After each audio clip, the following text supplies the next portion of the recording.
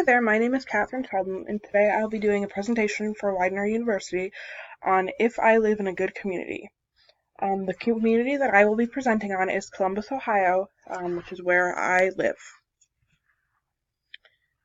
The first way that I will start this is by discussing my demographics of the city.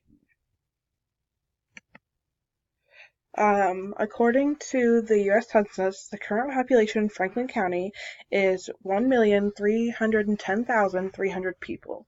Franklin County specifically is where I reside, but some of the presentation I will just be discussing Columbus in general.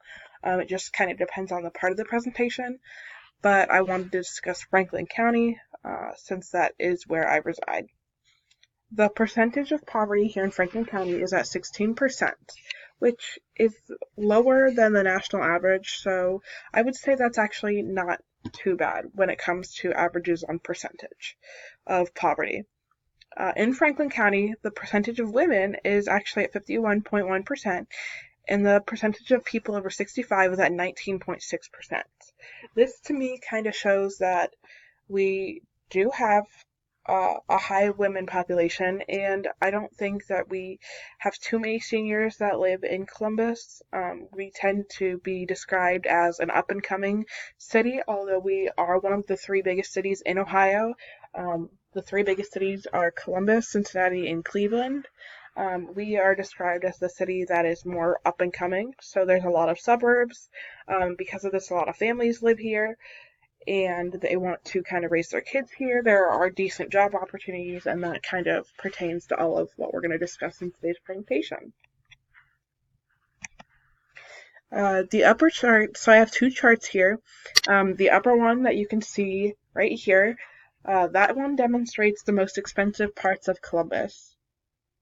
Actually, this one down below demonstrates the most expensive parts of Columbus. So as you can see, the parts that are nearer to like Powell and New Albany are very expensive, and the ones that are more rural, getting into like Grove City, kind of also center Columbus, are the ones where the most poverty happens. This is important because when looking at if you were going to move to Columbus, this is important to kind of view maybe where you wouldn't want to be or where you could afford to live based on your income. Obviously, if you had more money, you could afford to live in these New Albany areas that are much more expensive. And you could also look at the safety if you were going to bring, your children or your upcoming family to Columbus. You can kind of use both of these graphs to look at where the safety is. As you can see down here, like I said, the most expensive parts are very, they're all kind of in a straight line with that gold color. The dark brown is the most expensive, but that gold color kind of goes along with that, and it's very much like on the outside of it. Now with this top chart up here, what we're looking at is where the highest crime rates are in Columbus. So if you look at it, you can see that it says down here, the dark blue is the most dangerous. So the versus where the most expensive parts of Columbus is, there are actually a lot of different pieces of Columbus that have this dark blue. You can see it's kind of straight through the center on both sides. But if you compare where the most expensive parts of Columbus are, which are right here, versus where this crime rate is, crime happens also within these most expensive parts. So there might be lesser crime, but there is still crime. And up here where, it's considered really the most expensive is also where the crime is most concentrated.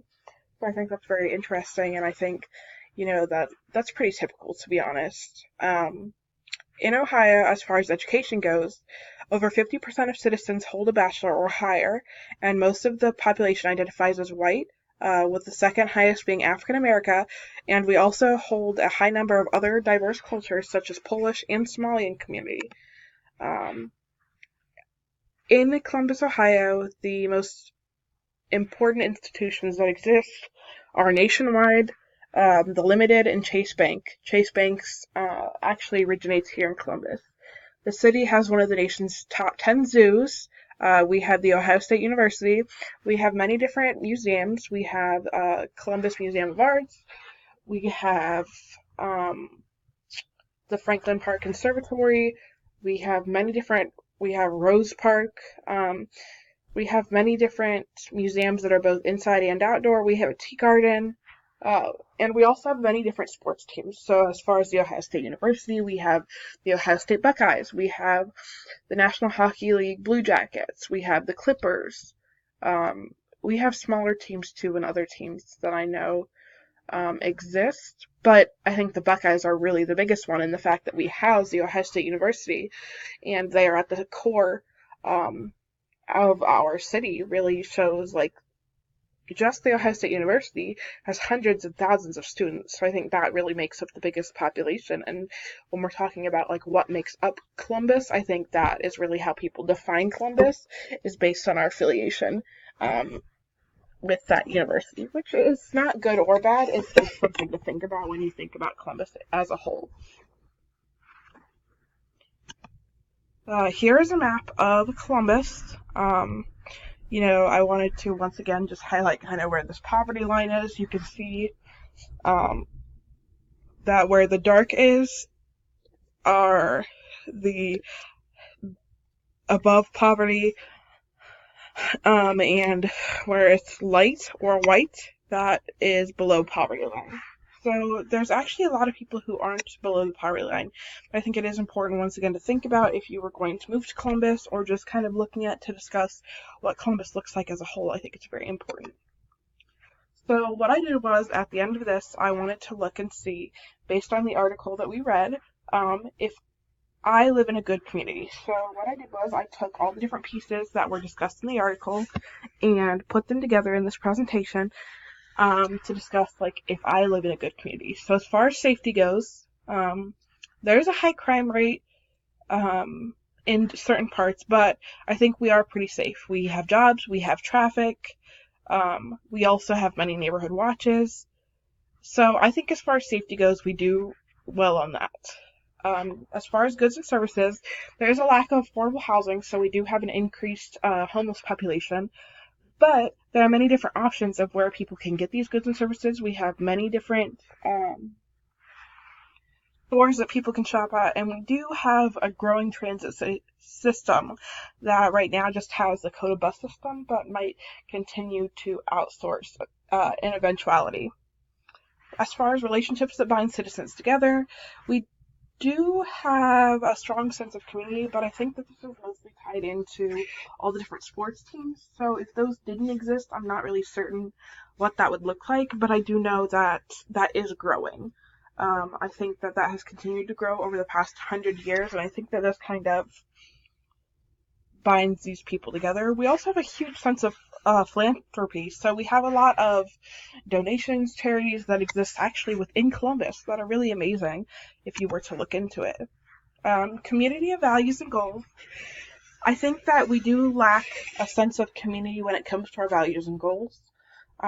Citizens all have kind of differing ones, but as I think it gets harder when you have such a huge population. Over 1 million people is incredible, but I think that kind of means that you're lacking some of these sense of community.